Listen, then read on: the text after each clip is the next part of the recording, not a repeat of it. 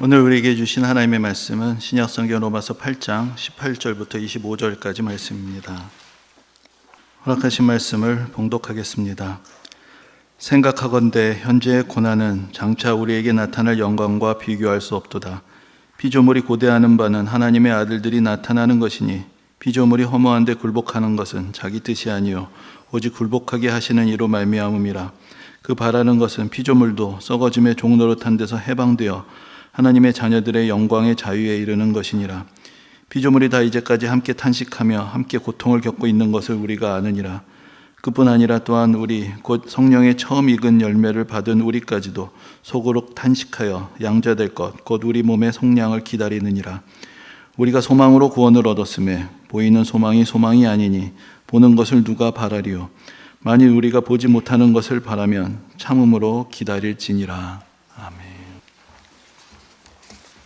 여러분들에게 그렇게 잘 알려진 분은 아니어서 그렇게 큰 관심이 있는 소식이 아니실 수 있지만, 지난 주간에 미국의 팀 켈러 목사님이 세상을 떠나셨다라는 그런 소식을 듣게 됐습니다. 근데 요즘도 그 기독교 서점에 가보면은 팀 켈러 목사님의 저서가 여러 권이 번역이 되어 있는 것을 볼 수 있고, 우리나라에도 제법 이렇게 많은 영향력을 미치셨던 그런 목사님입니다. 그래서 저희 교회에서도 몇 년 전에 그 팀 켈러 목사님의 책 한 권을 이렇게 같이 북클럽에서 읽었던 적이 있습니다. 근데 오늘날 이 세상에 많은 목회자들이 있습니다. 그런데 특별히 이제 그분을 기억하는 것은 그분이 가지고 있었던 특별한 상징성이 있었기 때문입니다. 그것은 그분이 바로 뉴욕이라는 세계적인 대도시의 한복판에서 목회를 하면서 또 젊은 세대가 회심을 하고 신앙을 갖는데 더 큰 영향을 미쳤던 그분의 사역 때문입니다. 미국에서도 제가 잘은 모르지만 되게 가지고 있는 어떤 일반적인 어떤 편견이, 저기 남부 시골에 사는 사람들은 신앙이 좋고 대도시에 있는 사람들은 되게 세속적이다, 이제 그런 일반적인 생각들을 하고 있는 것 같습니다. 그런데 이 뉴욕이라는 가장 세속화되고 어떻게 생각하면 세계 자본주의의 심장과 같은 그런 곳에서 말씀을 전하면서, 그런데다가 또 그 말씀의 내용이 복음의 진리를 타협하지 않고 증거하면서 어떻게 생각하면 매우 전통적인 메시지를 전했는데, 그러면서 또한 젊은 세대하고 끊임없이 소통하고 대화하고 인격적으로 또 열정을 가지고 같이 삶을 나눠가면서 이제 복음을 증거하고 또 복음의 진리를 변증을 했을 때 많은 사람들이 또 은혜를 받게 되었던 것, 그래서 많은 또 젊은 새로운 가장 세속화되어 있다고 생각했던 사람들이 또 교회로 돌아오는데 또 큰 영향을 미쳤던 것, 그것 때문에 많은 사람들에게 또 감회도 있고 또 아쉬움도 느끼고 또 여러 가지 그분의 사역에 대한 어떤 추모를 하게 되는 것을 이제 보게 되었습니다. 간단하게 얘기하자면 이런 이야기가 되겠죠. 뉴욕에서 가능했다면 우리도 할 수 있지 않겠는가, 이제 그런 소망을 주었던 이제 그런 목회자였다고 할 수가 있습니다. 오늘날 우리가 참으로 예수 믿기 힘든 세대다, 그런 이야기를 하곤 합니다. 물질적으로 풍족하게 된 사람들은 더 이상 하나님을 찾지 않는다, 이런 이야기도 합니다.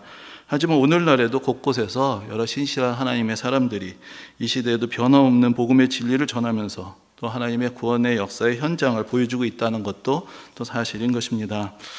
근데 개인적인 말씀을 드려서 좀 죄송하지만 저는 이러한 어떤 좀 그 좋은 모범을 보여주었던 목사님들의 소천의 소식을 들을 때 약간의 당혹감을 느끼곤 합니다. 왜냐하면은 제가 멀찍이에서지만 바라보고 있었던 그런 분들, 오늘날 우리 시대는 저렇게 사역을 해야 되는구나, 그런 교훈을 주고 도전을 준다고 생각했던 분들이 어느새 벌써 사역을 마치시고 또 하나님의 부르심을 받게 되는 것을 보면 이렇게 또 한 세대가 지나가는 것인가, 그럼 이제 또 다른 세대가 오는 것인가, 또 이런 시대에서 어떻게 복음을 전해야 하는가, 이제 그런 어떤 당혹감을 느끼기도 합니다. 하지만 더 당혹스러운 것은 이제는 내가 따라가고 바라봐야 할 분이 없구나, 좀 나쁜 말로 하면 욕할 사람도 없어지는구나, 이제 그냥 원하든 원하지 않든 등 떠밀려서 최전선으로 밀려 들어가고 있구나, 이제 그런 생각들이 들기 때문에 이제 어떻게 사역을 해야 되는가, 무엇을 바라볼 사람, 어디 누구를 찾지 못하고 무언가를 드러내고 보여줘야 하는가라는 이제 그런 고민 가운데 사실은 살아가게 되기 때문에 때로는 그런 소천의 소식들이 당혹한 마음으로 이제 경험이 되곤 하는 것입니다. 하지만 하나님께서는 어느 시대에나 동일하게 역사를 하십니다. 각 시대는 그 시대마다의 저마다의 과제가 있고 또 새로운 도전이 있습니다. 그 가운데서 우리는 변하지 않는 영원한 진리를 이 변화하는 세상 속에서 전하면서 또 각자의 사명을 감당해야 되는 그런 믿음의 길을 가는 것입니다. 그래서 저는 요즘 개인적으로 또 바울이라는 사람과 매주 씨름을 하면서 지내고 있습니다. 우연히 그렇게 된 것이 아니라 여러분들 잘 아시는 대로 올해 연초에 그렇게 한번 살아보기로 작정을 했기 때문인데, 그래서 매일 또 새벽에도 그 로마서를 묵상을 하고 또 주일마다 로마서를 가지고 이제 설교를 하고 또 매주 수요일에는 연초부터 계속해서 바울은 누구인가 그런 큰 주제를 정해놓고 앞부분에서는 바울의 생애를 쭉 성경의 기록을 가지고 또 정리를 해봤고, 또 지금은 매주 또 바울의 서신서들을 주제별로 정리를 해가면서 바울은 우리에게 무엇을 가르쳤는가 그것을 이제 곱씹어보고 또 말씀을 전하는 시간들을 계속 가지고 있습니다. 그래서 사실 바울에 대해서 생각하지 않는 날이 하루도 없다라고 할 수 있는 그런 하루하루를 보내고 있습니다. 물론 우리가 구원을 받는 것은 하나님, 예수님, 성령님에 대한 믿음, 이 성삼위 하나님에 대한 믿음을 통해서 구원을 얻게 되는 것이고, 또 성경이 우리에게 가르쳐주시는 핵심적인 진리도 하나님이 어떤 분이신지, 예수님이 어떤 분인지, 성령님이 어떤 분인지 이런 말씀들에 있습니다. 그래서 한 사람으로서의 인간으로서 바울에 대해서 사실 이렇게 이야기하면 좀 야속할지 모르겠지만 우리로서는 알아도 그만, 몰라도 그만이라고도 할 수 있습니다.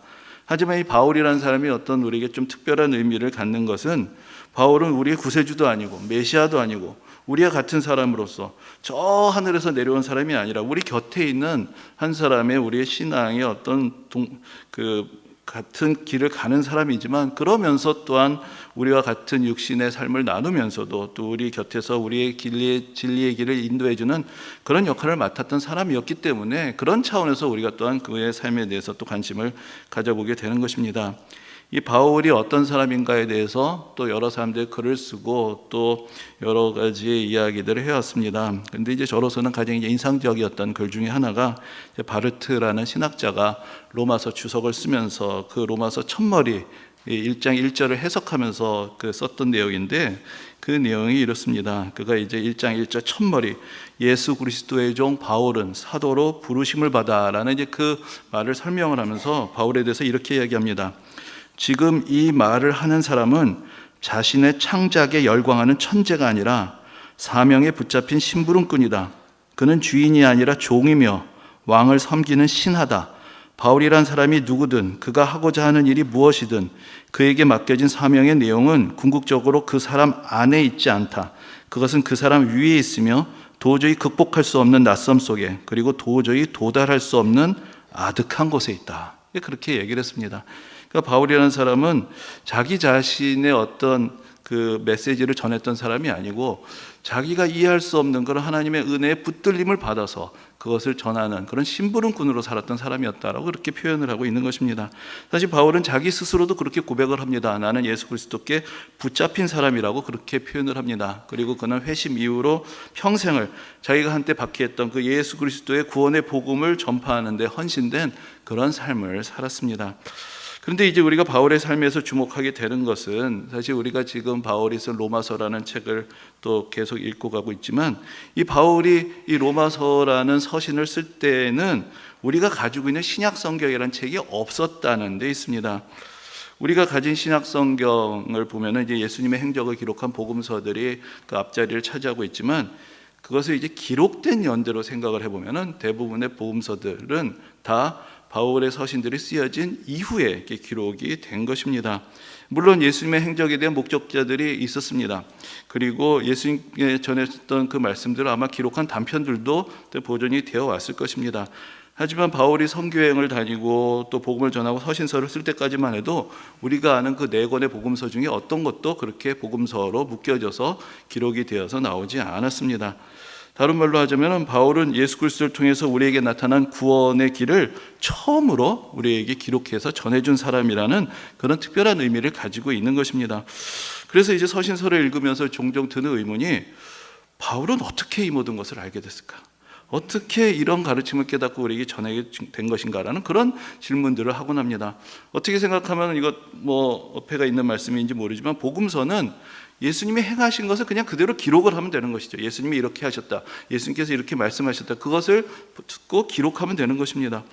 그런데 이 바울의 서신 속에는 이 십자가에 어떤 의미가 담겨 있는지, 예수 그리스도의 부활이 우리에게 어떤 의미를 주는 것인지, 우리가 그리스도인으로서 무엇을 믿고 바라고 어떻게 살아가야 하는가, 거기에 대한 세세한 교훈들이 나오기 때문에 바울은 이 모든 것들을 어떻게 깨달았을까라는 그런 질문들을 갖게 되는 것입니다. 앞에서 그 바르트라는 사람의 말을 전해드렸지만, 바울은 자기 스스로 창작을 한 사람이 아닙니다. 그는 그저 메시지를 전하라는 그런 심부름꾼의 역할을 맡은 사람이었습니다. 그래서 그렇게 생각하면 그에게 무엇을 전해야 할지를 알려주신 분은 바로 하나님이시고, 그것은 성령을 통한 계시의 역사였다고 우리가 그렇게 이야기할 수 있을 것입니다. 그런데 또한 우리가 바울의 서신서를 읽으면서 느끼게 되는 것이, 바울이 그 계시를 받았을 때, 이 서신서를 기록할 때 어떤 소위 말해서 영적인 황홀경에 빠져가지고 어떤 무아의 상태가 돼서 자신이 무엇을 하는지도 모르면서 막 적어서 받아 적은 사람이냐? 그것은 아니었다는 것입니다.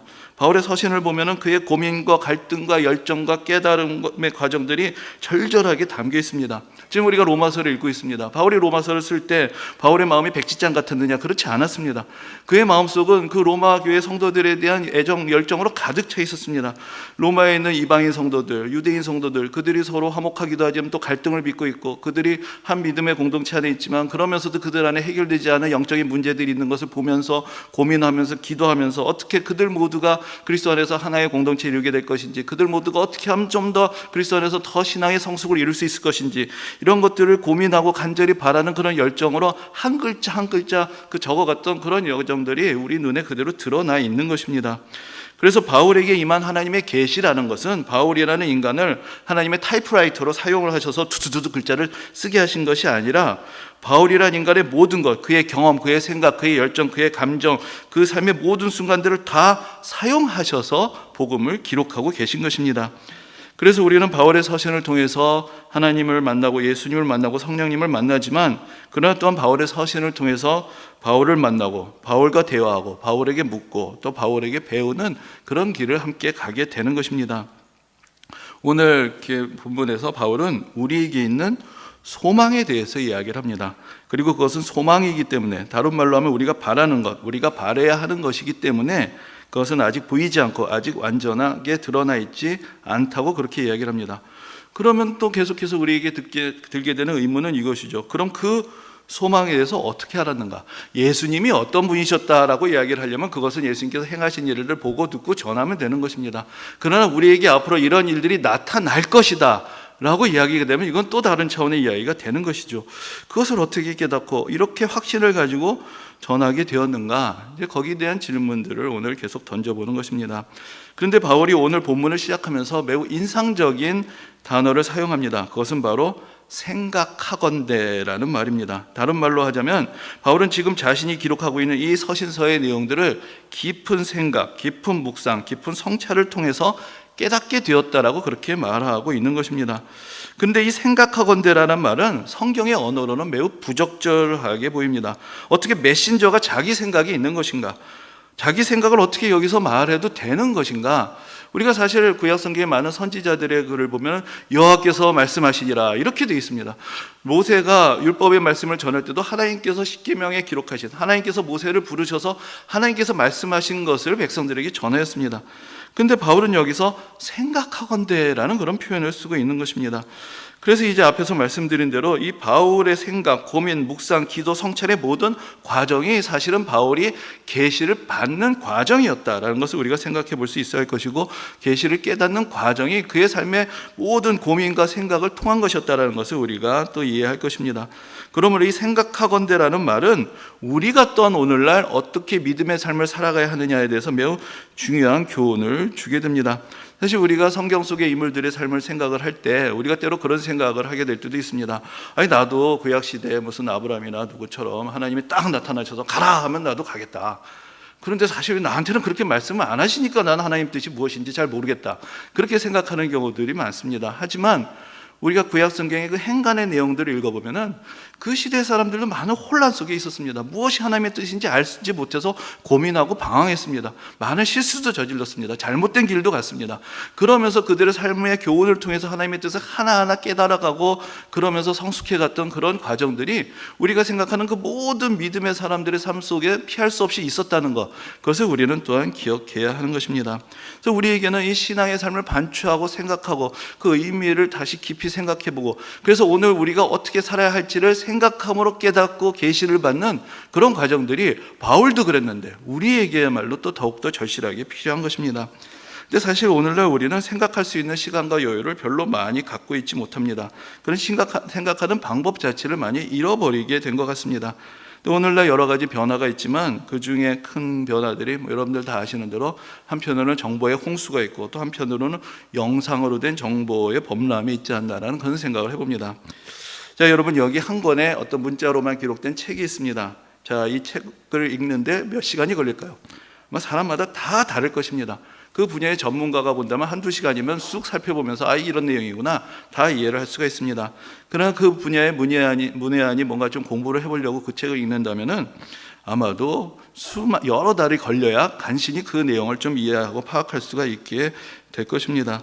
사실은 그 이유는 우리가 그 내용을 이해하고자 하고 생각하고 노력을 하면서 그 책을 읽기 때문에 시간이라는 것이 각자에게 다르게 소요가 되는 것입니다. 그런데 이제 우리가 어떤 영화나 드라마나 유튜브 영상 같은 것을 본다면 모든 사람이 똑같은 시간에 시작해서 똑같은 시간에 마치게 됩니다. 다른 말로 하자면 생각을 안 하는 것입니다.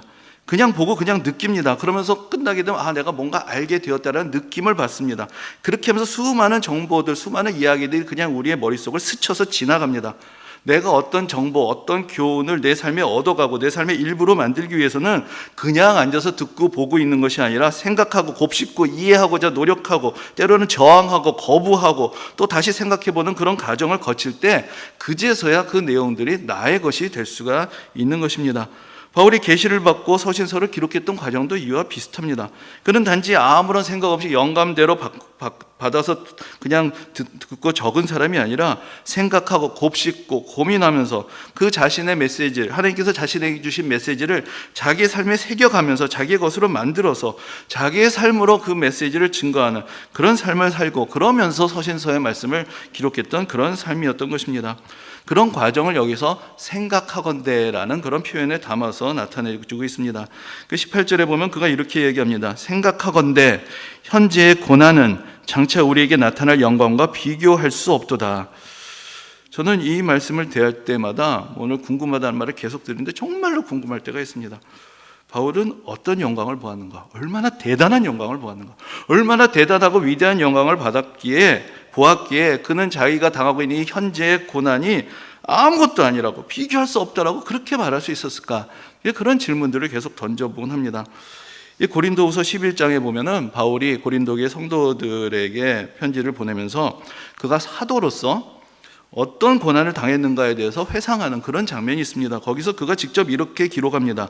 내가 수고를 넘치도록 하고 옥에 갇히기도 더 많이 하고 매도 수도 없이 맞고 여러 번 죽을 뻔을 하였으니 유대인들에게 40에서 하나 감한매를 5번 맞았으며 3번 태장으로 맞고 1번 돌로 맞고 3번 파손하고 일주일을 깊은 바다에서 지냈으며 여러 번 여행하면서 강의 위험과 강도의 위험과 동족의 위험과 이방인의 위험과 시내의 위험과 광야의 위험과 바다의 위험과 거짓 형제 중에 위험을 당하고 또 수고하며 애쓰고 여러 번 자지 못하고 줄이며 목마르고 여러 번 굶고 춥고 헐벗었노라.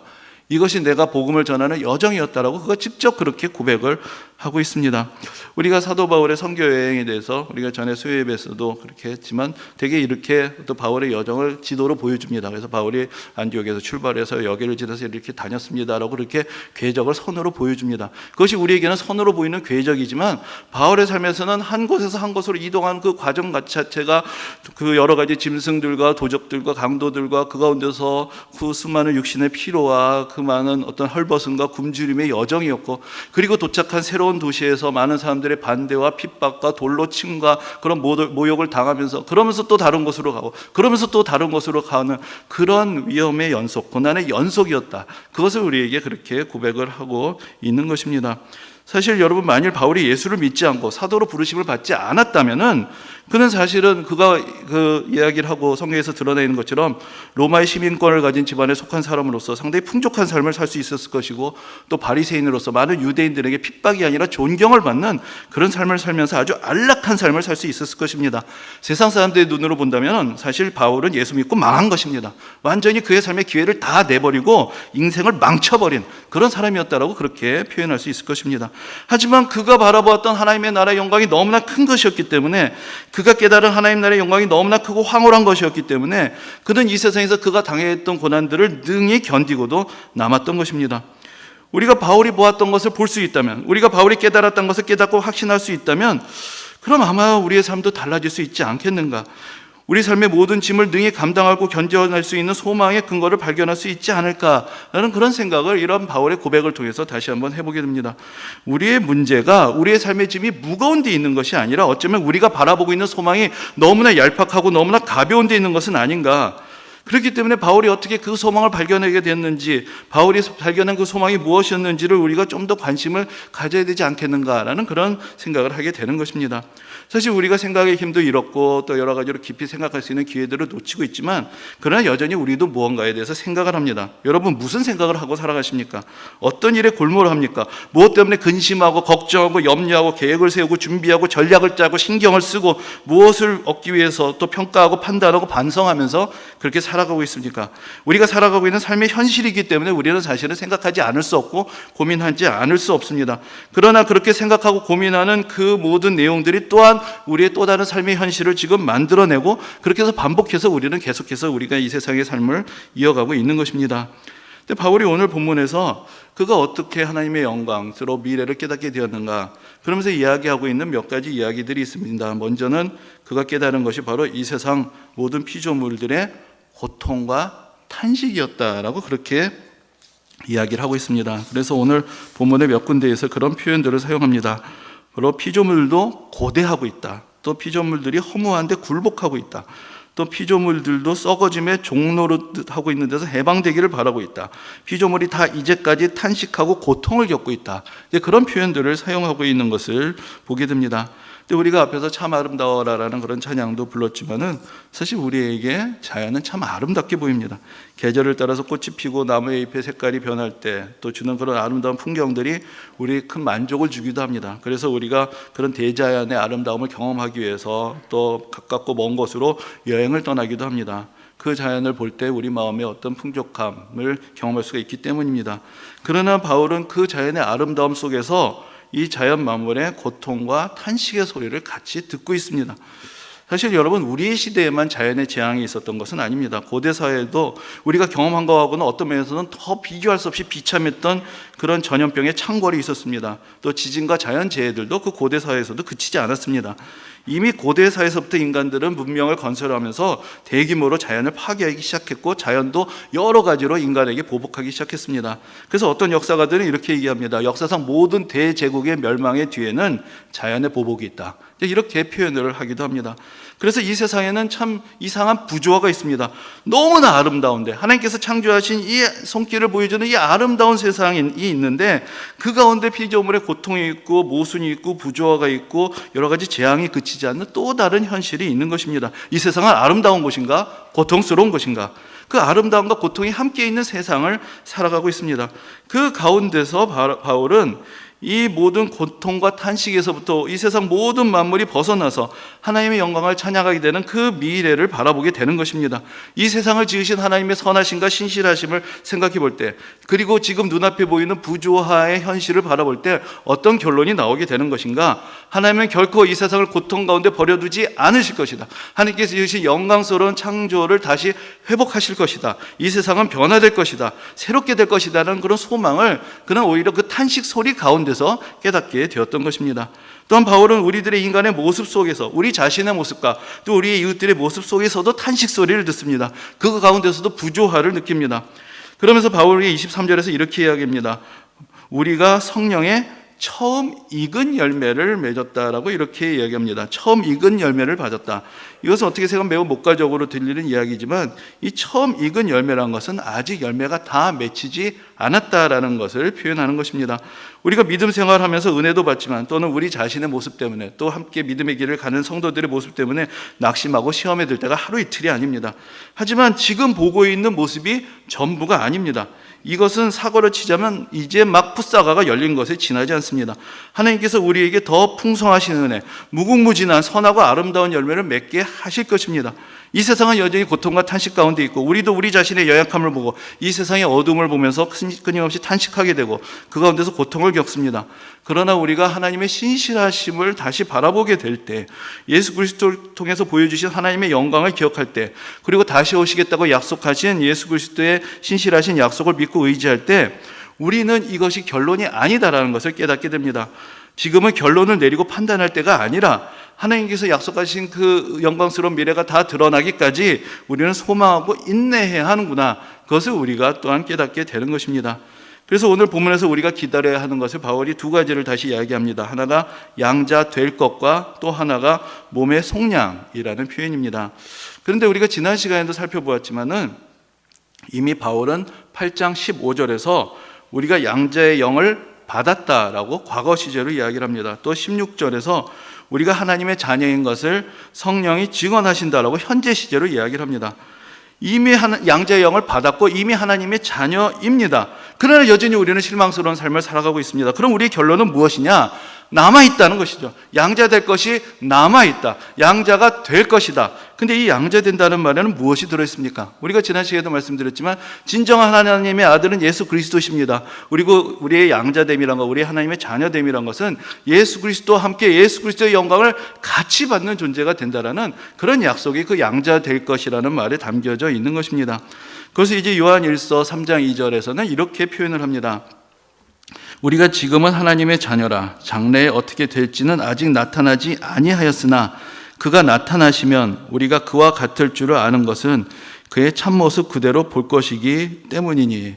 이 말씀은 제가 참 좋아하는 말씀인데 이 내용을 다시 말씀드리면 이런 것입니다. 우리가 지금 하나님의 자녀입니다. 근데 이게 다가 아니란 것입니다. 장래에 분명히 우리가 변화될 것인데 아직 그것이 다 나타나지 않았습니다. 그럼 어떻게 될 것이냐? 그 사도 요한은 우리에게 이렇게 전해줍니다. 그가 나타나시면, 예수 그리스도께서 이 땅에 다시 오시는 그날이 되면은 우리가 그와 같이 될 것이다. 우리가 그분과 같이 될 것이다 라고 그렇게 약속을 하고 있습니다. 그것이 지금 하나님의 자녀의 본래의 모습이라는 것이죠. 하나님의 자녀로 우리가 택함을 받다. 이게 다가 아니라 우리에게 약속되어 있는 미래는 우리가 보았던 그 예수 그리스도의 영광, 그것이 바로 우리의 영광이 되고 하나님의 아들 예수 그리스도의 영광에 우리도 참여하게 되고 그래서 하나님 나라의 영광을 함께 상속하게 되는 그 날의 약속이 예수 그리스도께서 다시 오신 그날에 이루어질 것이다. 그것을 사도 요한도 믿었고 사도 바울도 믿었고 그 소망 가운데서 모든 삶의 고난들을 넉넉히 이겨내고 남는 그런 믿음의 확신들을 갖게 되었던 것입니다.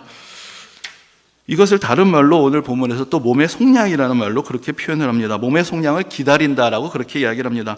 우리의 몸은 아직 완전히 죄로부터 자유로워지지 않았습니다. 그렇기 때문에 그 날을 우리가 바라보게 되는 것입니다. 아직 우리는 이 세상과 결부되어 있습니다. 이 세상에 미련이 있습니다. 이 세상의 죄의 유혹에서 자유롭지 못합니다. 때로는 우리는 육신의 욕망에 끌려다니는 그런 삶을 살기도 합니다.